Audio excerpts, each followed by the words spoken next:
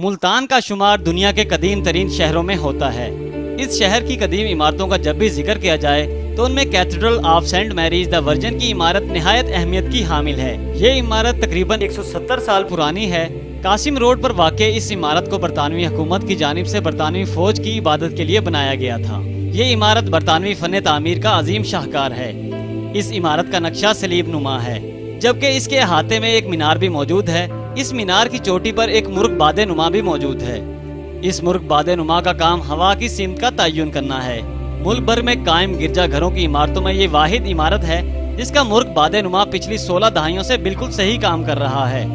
इस इमारत का खूबसूरत तर्ज तामीर तो काबिल दीद है ही, साथ ही एक और काबिल जिक्र बात यह है कि ये इमारत अब तक बगैर किसी सतून के अपनी असली हालत में मौजूद है। इस गिरजा घर की इमारत में शीशे पर रंगों के हसीन इम्तजाज से मजहबी तस्वीर बनाई गई हैं, जो इस हिस्से की खूबसूरती में इजाफा करती हैं।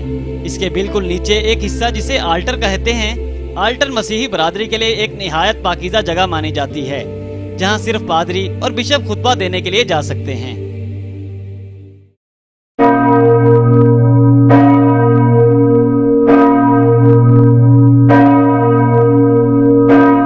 इस गिरजा घर में इतवार के रोज 2 जुबानों में इबादत की जाती है। पहली 10 बजे उर्दू जुबान में और शाम 4 बजे अंग्रेजी जुबान में इबादत की जाती है। इबादत से कबल मसीही बरादरी के अफराद अपनी नशिस्तों पर आकर बैठते हैं और इबादत शुरू होने के बाद मुकद्दस गीत गाते हैं।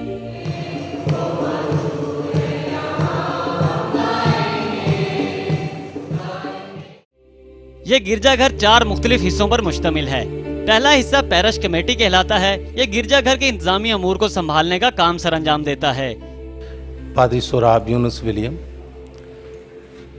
81 में मैं इधर आ गया सेंट मेरीज कैथीड्रल में, और फिर मुझे 2-2.5 साल फिर स्टुंजाबाद के डिस्ट्रिक्ट में काम करना था, और 88-89 में फिर मैं मुल्तान में आया, और 89 से मैं यद पासबान खिदमत सर अंजाम दे रहा हूँ। दूसरा हिस्सा रफाकते खवातीन है। इस हिस्से में एक सिलाई सेंटर और IT सेंटर भी है।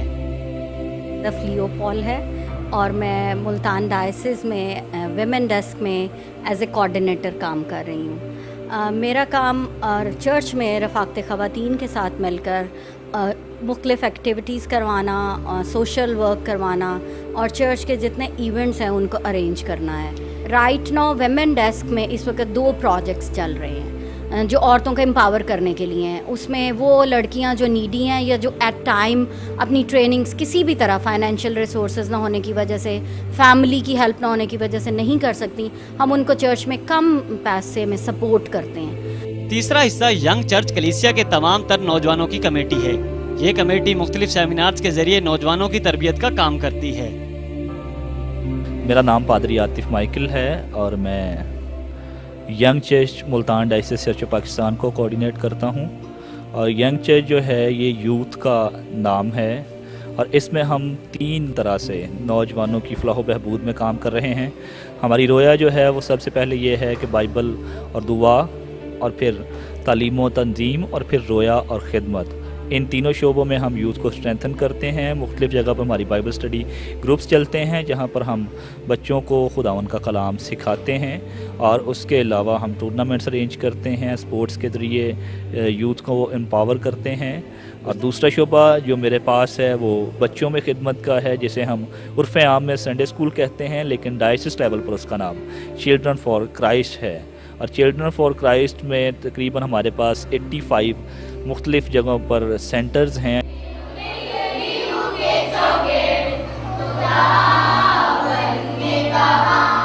संडे स्कूल में ऑब्वियसली हम उनको बहुत ज़्यादा गीत सिखाते हैं इनके, फिर आगे OTS कोर्सेज भी होते हैं जो बड़े बच्चों के लिए होते हैं, जो कि 7 से लेके 14 तक के जो एज ग्रुप्स हैं उनके होते हैं। और वो OTS कोर्सेज में वो फिर आगे जाके बहुत सारी बातों को सीख रहे होते हैं।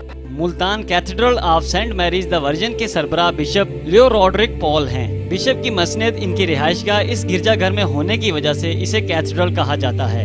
इस कैथेड्रल के जेरे निगरानी जिला मुल्तान के 70 गिरजा घर आते हैं।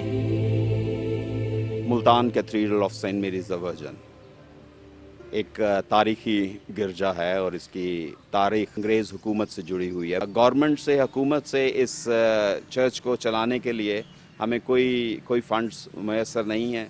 ये बिल्कुल ऐसे ही है कि हम जो कलीसियाई मेंबर हैं वो अपने चंदे देते हैं और उन चंदों से इस गिरजे का निज़ाम चलता है। और अगर हमने कोई रिपेयर करनी हो तो फिर हम इसके लिए लोगों से दरख्वास्त करते हैं और अपील करते हैं, और इससे ये जो चर्च है वो अभी भी रेनोवेट हुआ है।